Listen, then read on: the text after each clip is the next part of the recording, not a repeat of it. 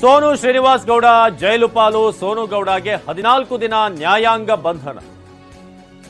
ಬಂಧನ ವಿಧಿಸಿ ಕೋರ್ಟ್ ಆದೇಶ ನೀಡಿದೆ. ಬೆಂಗಳೂರಿನ ಸಿಜೆಎಂ ಕೋರ್ಟ್ನಿಂದ ಆದೇಶ ಬಂದಿದೆ. 14 ದಿನ ನ್ಯಾಯಾಂಗ ಬಂಧನ ವಿಧಿಸಲಾಗಿದೆ. ಮಗುವನ್ನ ದತ್ತು ಪಡೆಯುವಂತ ವಿಚಾರಕ್ಕೆ ಸಂಬಂಧಪಟ್ಟ ಹಾಗೆ, ಜೊತೆಗೆ ಈ ವಿಡಿಯೋನ್ನ ಮಾಡುವಂತ ವಿಚಾರಕ್ಕೆ ಸಂಬಂಧಪಟ್ಟ ಹಾಗೆ ಬೆಂಗಳೂರಿನ ಸಿಜೆಎಂ ಕೋರ್ಟ್ ಈ ಒಂದು ಆದೇಶವನ್ನು ನೀಡಿದೆ. 14 ದಿನಗಳ ನ್ಯಾಯಾಂಗ ಬಂಧನ. ಸೋನು ಶ್ರೀನಿವಾಸ್ ಗೌಡ ಜೈಲು ಪಾಲಾಗಿರೋದು.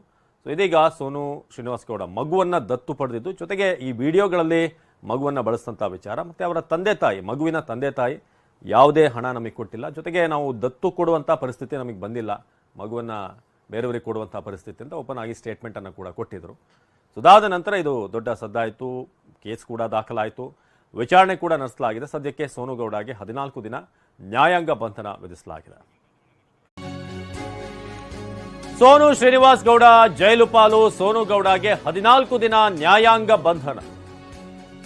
ಬಂಧನ ವಿಧಿಸಿ ಕೋರ್ಟ್ ಆದೇಶ ನೀಡಿದೆ. ಬೆಂಗಳೂರಿನ ಸಿಜೆಎಂ ಕೋರ್ಟ್ನಿಂದ ಆದೇಶ ಬಂದಿದೆ.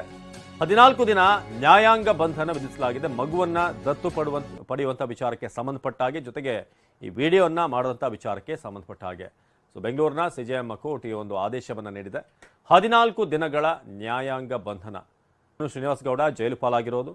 ಇದೀಗ ಸೋನು ಶ್ರೀನಿವಾಸ್ ಗೌಡ ಮಗುವನ್ನ ದತ್ತು ಪಡೆದಿದ್ದು, ಜೊತೆಗೆ ಈ ವಿಡಿಯೋಗಳಲ್ಲಿ ಮಗುವನ್ನ ಬಳಸಿದಂಥ ವಿಚಾರ, ಮತ್ತೆ ಅವರ ತಂದೆ ತಾಯಿ, ಮಗುವಿನ ತಂದೆ ತಾಯಿ ಯಾವುದೇ ಹಣ ನಮಗೆ ಕೊಟ್ಟಿಲ್ಲ, ಜೊತೆಗೆ ನಾವು ದತ್ತು ಕೊಡುವಂಥ ಪರಿಸ್ಥಿತಿ ನಮಗೆ ಬಂದಿಲ್ಲ, ಮಗುವನ್ನ ಬೇರೆಯವರಿಗೆ ಕೊಡುವಂಥ ಪರಿಸ್ಥಿತಿ ಅಂತ ಓಪನ್ ಆಗಿ ಸ್ಟೇಟ್ಮೆಂಟ್ ಅನ್ನು ಕೂಡ ಕೊಟ್ಟಿದ್ರು. ಅದಾದ ನಂತರ ಇದು ದೊಡ್ಡ ಸದ್ದಾಯಿತು, ಕೇಸ್ ಕೂಡ ದಾಖಲಾಯಿತು, ವಿಚಾರಣೆ ಕೂಡ ನಡೆಸಲಾಗಿದೆ. ಸದ್ಯಕ್ಕೆ ಸೋನು ಗೌಡಗೆ 14 ದಿನ ನ್ಯಾಯಾಂಗ ಬಂಧನ ವಿಧಿಸಲಾಗಿದೆ.